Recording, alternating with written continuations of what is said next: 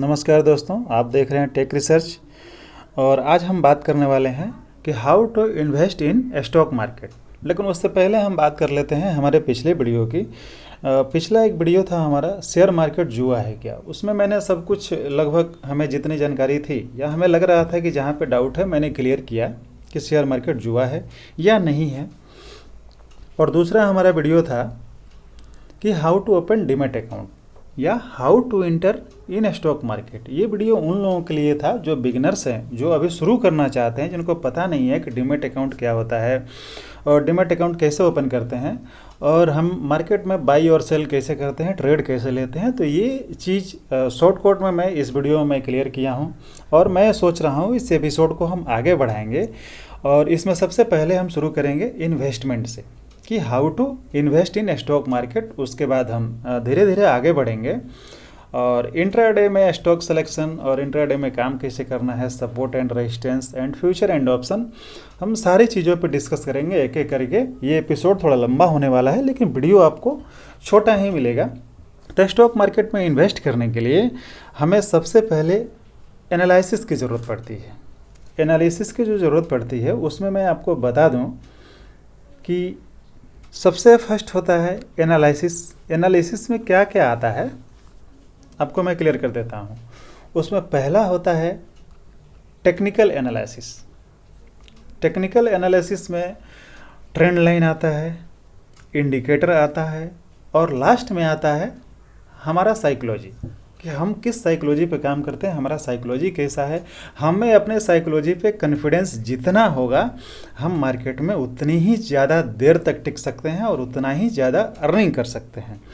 तो लगभग 50 to 60% हमारी साइकोलॉजी काम करती है और उसमें 20 to 30% जो इंडिकेटर होते हैं और बाकी के जो बचे हुए 30% या 20% है उसमें ट्रेंड लाइन हमारा काम करता है। तो इन तीनों का मिक्सर जो है उसे हम टेक्निकल एनालिसिस बोलते हैं, जिसमें ट्रेंड लाइन, इंडिकेटर और हमारी साइकोलॉजी।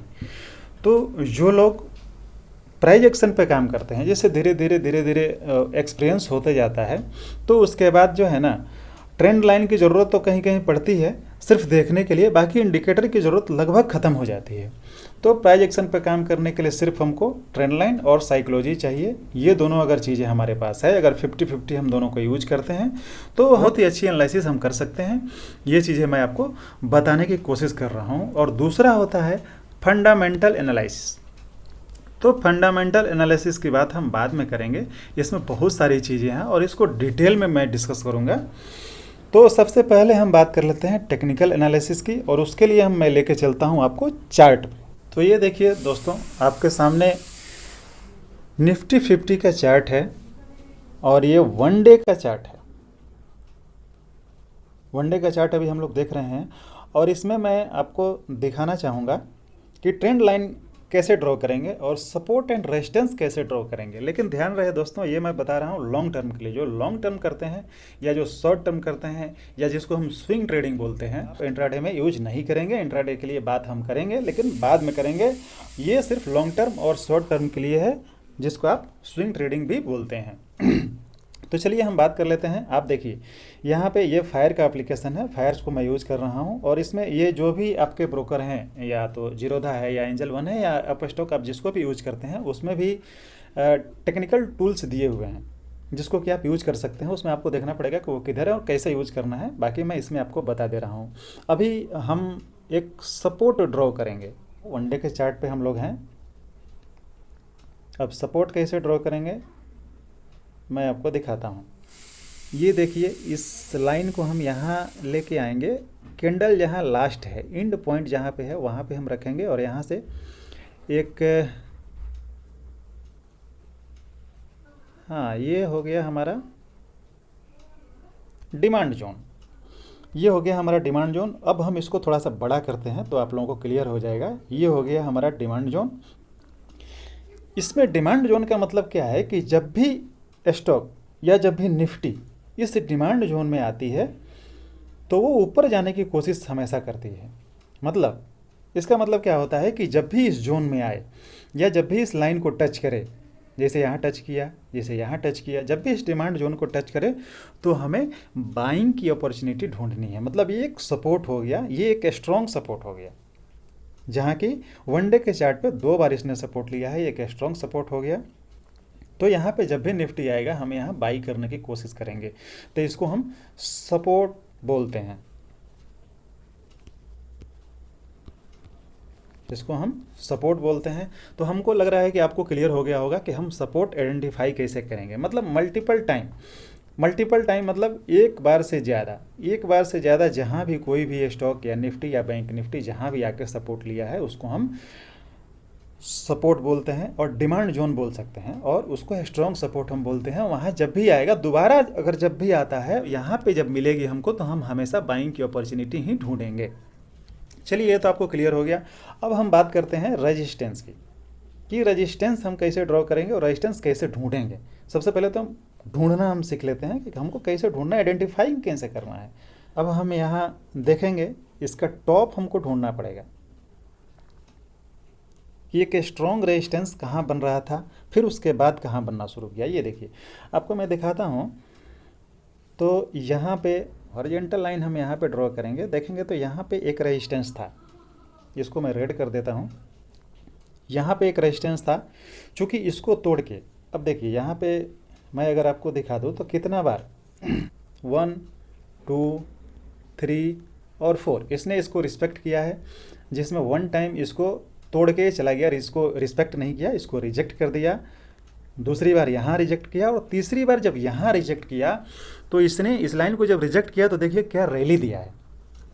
तो हम ऐसे जो है सपोर्ट और रेजिस्टेंस आइडेंटिफाई करेंगे। ये हमारा रेजिस्टेंस हो गया, इसके पहले जो मैं बताया था वो सपोर्ट हो गया। अब दूसरा रेजिस्टेंस, ये रेजिस्टेंस तो मैं आपको दिखा दिया। दूसरा रेजिस्टेंस कहाँ ये बनाया है, दूसरा रेजिस्टेंस बनाया है वो यहाँ पे है, ये देखिए। हाँ, ये रेजिस्टेंस उतना काम नहीं किया है, लेकिन फिर भी किया है, इसको हम रेजिस्टेंस मानेंगे।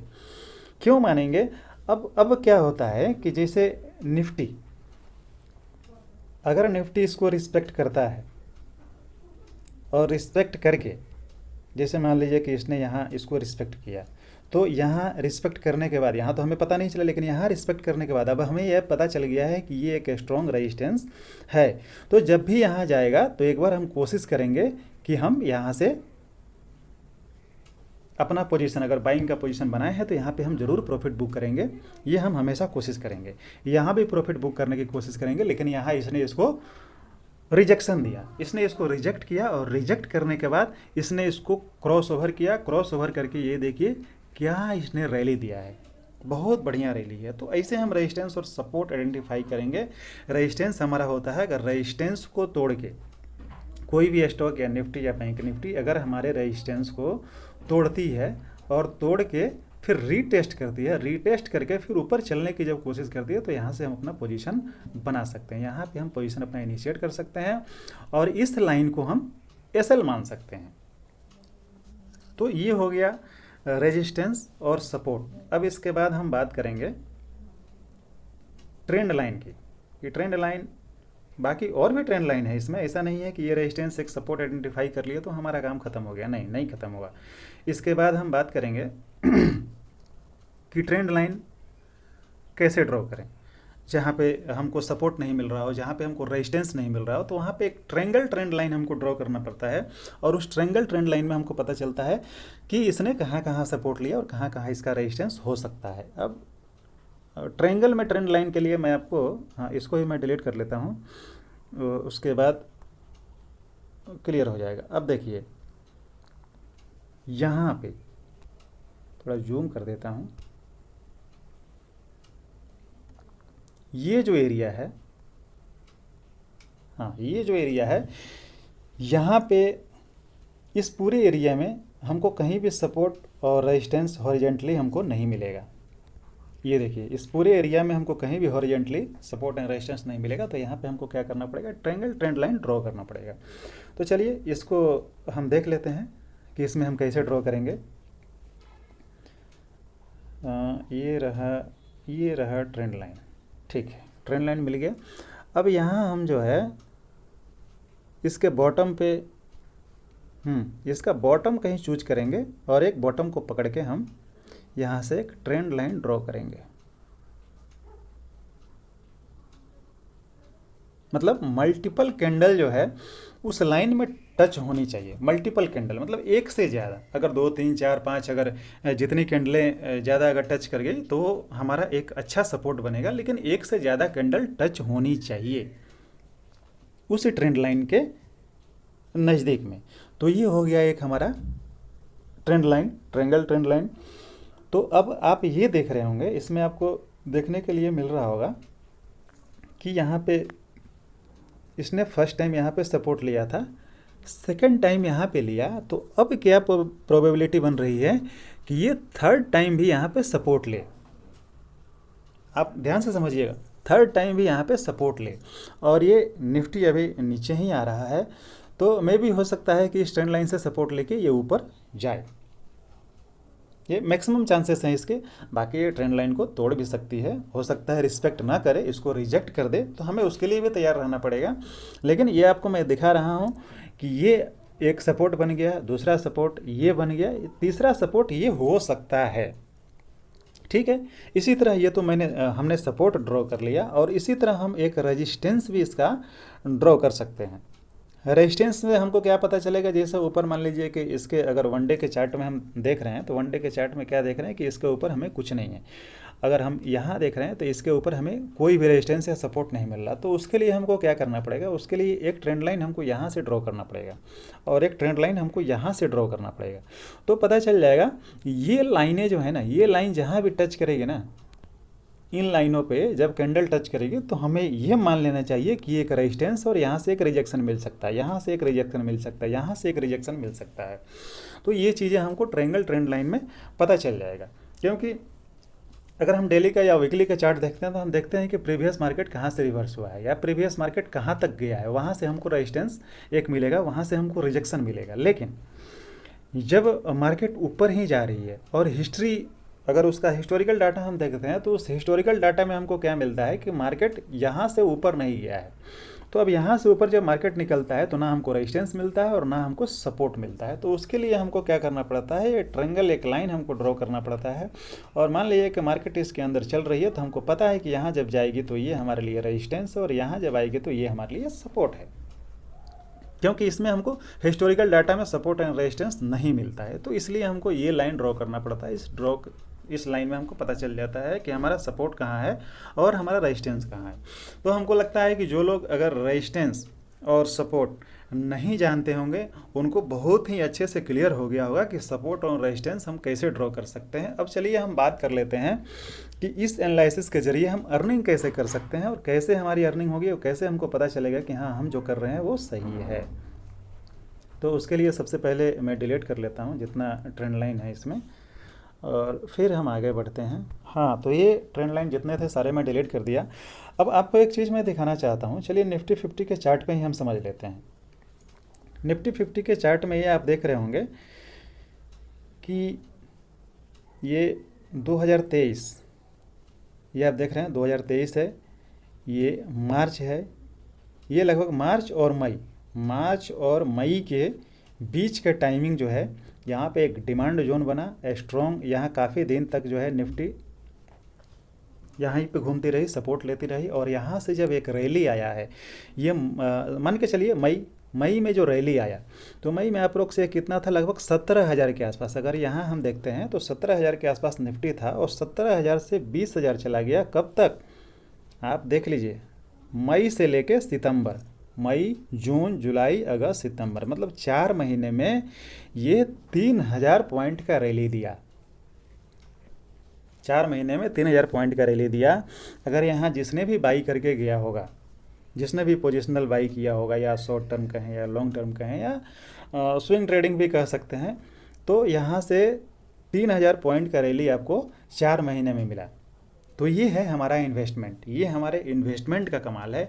अब ये आप कैलकुलेट कीजिएगा कि 3,000 पॉइंट आपने जितना भी क्वांटिटी लिया उसके इंटू 3,000 कर दीजिए, आपका प्रॉफिट उसमें निकल जाएगा। 20 रुपीज़ बाई का, 20 रुपीज़ सेल का, 40 रुपीज़ ये हो गया। उसमें गवर्नमेंट टैक्स भी है और उसमें ब्रोकरेज चार्जेस भी है, तो मतलब 40 रुपीज़ डिडक्ट करते जो मिला वो आपका प्रॉफिट है। तो ये चलिए हम निफ्टी 50 की बात कर ली। अब चलिए हम किसी एक स्टॉक को लेते हैं, पर्टिकुलर स्टॉक में भी देख लेते हैं कि क्या कुछ हमें उसमें भी ऐसा ही प्रॉफिट हो सकता है क्या, या नहीं हो सकता है। तो चलिए हम एक स्टॉक देखते हैं। तो ये देखिए आपके सामने ब्रिटानिया का चार्ट है, जिसको कि सब लोग यूज़ करते हैं। ब्रिटानिया एक कॉमन प्रोडक्ट है जिसको हर लोग यूज़ करते हैं। जिसके भी घर में बच्चे हैं या नहीं भी हैं तो बिस्किट तो उनके घर में आती होगी। तो ये ब्रिटानिया एक कॉमन प्रोडक्ट है, इसलिए मैं ब्रिटानिया के स्टॉक आपके सामने लेके आया हूँ। इसमें जो भी ट्रेंड लाइन जो भी मैंने ड्रॉ किया है एक बार उसको डिलीट कर देते हैं। हाँ, ये देखिए लगभग 2022 जून एक अच्छा खासा कंसोलिडेशन जोन था। यहाँ पे ब्रिटानिया ने अच्छा खासा कंसोलिडेशन किया 2022 जून, मतलब 6 महीने तक कंसोलिडेट होता रहा है ये स्टॉक। और जून के बाद जो ये लगभग जून लास्ट और जुलाई में चलना शुरू किया तो लगभग इसका प्राइस कितना था, हमको लग रहा है कि 33-3400 के आसपास कुछ प्राइस इसका रहा होगा। यहाँ पे 33-3400 के आसपास कुछ प्राइस रहा होगा। और 3400 से ये स्टॉक हाई लगाया 5200 का। ये स्टॉक हाई लगाया 5200 का कितने महीने में, तो ये देख लीजिए 2022 जून और ये रहा 2023 जुलाई, मतलब 2022 जून से लेकर 2023 जुलाई, मतलब 1 ईयर में, एक साल के अंदर आपको 3300 से ये रैली 5200 तक गया है। मतलब 33 और 7 40 10 50 तो 52, तो मतलब 17 तो 1900 पॉइंट। अगर आपने एक स्टॉक लिया तो एक स्टॉक पे आपको 1900 रुपये का प्रॉफिट होता, अगर आपने लिया होता तो ये हमारे लॉन्ग टर्म होगा। अगर एक साल हो गए तो उसको हम लॉन्ग टर्म ही कंसीडर करते हैं। लेकिन अगर शॉर्ट टर्म में भी देखें, अगर शॉर्ट टर्म में भी हम देखते हैं तो शॉर्ट टर्म में भी एक अच्छा खासा रैली हमको देखने को मिलेगा। मान लीजिए जो शॉर्ट टर्म जो 2 महीने 3 महीने 4 महीने या 6 महीने के लिए भी जो लोग लेते हैं, अगर 2023 में भी अगर यहाँ पे आप लिए होते, मार्च अप्रैल या मई जून तक भी आप लिए होते, तो जून से लेके आपको यहाँ ये हाँ अक्टूबर नवंबर होगा, मतलब 3-4 महीने में जो है 4400 से लेके 5200, 4450 और 252, मतलब 800 पॉइंट की रैली आपको यहाँ भी मिल जाती।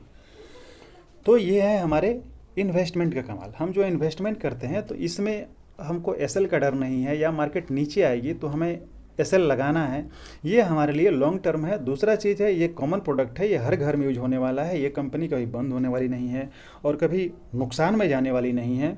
तो ये हो गए हमारे टेक्निकल एनालिसिस, ये हमारे टेक्निकल एनालिसिस हो गए। अगर इसमें हमको इन्वेस्ट करना था तो हमें कैसे करना था, टेक्निकल एनालिसिस करके कि ये हमको यहाँ से एक सपोर्ट ड्रॉ कर लेना था। मैंने आपको यही बताया था अभी इससे पहले, ये हमको सपोर्ट ड्रॉ कर लेना था और यहाँ से हमको रेजिस्टेंस ड्रॉ कर लेना था। ये जहाँ भी मार्केट टेक ऑफ मिलेगा और इस लाइन को टच करेगा वो हमारे लिए रेजिस्टेंस होगा, यहाँ से रिजेक्शन खाएगा। ये हमारे लिए सपोर्ट है, ये डिमांड जोन है। यहाँ पर जब भी ये स्टॉक आएगा यहाँ से एक अप देने की कोशिश करेगा। मैं आपको यही बताया था। कुछ नहीं, हमको फंडामेंटल एनालिसिस करना है। जो लोग बोलते हैं कि हमको पी रेशियो देखना है, हमें कंपनी के एसेट्स देखना है, कंपनी का प्रॉफिट देखना है, कंपनी का लॉस देखना है, कंपनी के ऊपर कोई कर्ज है कि नहीं वो देखना है। तो जो लोग ये बोलते हैं कि मैं पढ़ा लिखा नहीं हूँ, मैं कम पढ़ा लिखा हूँ, हमको कुछ नहीं आता है, तो आप बस थोड़ा सा मेहनत कीजिए, ट्रेंड लाइन ड्रॉ कीजिए, टेक्निकल एनालिसिस कीजिए और खुद से इन्वेस्टमेंट अपना खुद से बनाइए और खुद से इन्वेस्ट कीजिए। आप इसमें कोई भी पढ़ाई लिखाई की ज़रूरत नहीं है। अपने स्ट्रेटेजी को आप कभी भी क्रिटिकल ना बनाइए, उसको हमेशा इजी बनाइए ताकि कोई भी समझ सके। ये एक इजी स्ट्रेटजी है, बहुत ही इजी है टेक्निकल एनालिसिस, जो कोई भी कर सकता है। बस थोड़ा सा आपको ध्यान देने की ज़रूरत है। तो दोस्तों, अगर वीडियो अच्छा लगे तो आप लाइक ज़रूर कर देना और कमेंट ज़रूर करना आप, और हमारे टेलीग्राम को आप ज्वाइन कर लीजिए। अगर आप इंट्राडे करते हैं तो आपको लाइव मार्केट में आपको सपोर्ट मिलेगा। तो धन्यवाद दोस्तों, और इसके बाद हम अगले वीडियो में जानेंगे कि फंडामेंटल एनालिसिस क्या होता है, और उसके बाद हम इंट्राडे के लिए भी बात करेंगे और फ्यूचर एंड ऑप्शन के लिए भी बात करेंगे।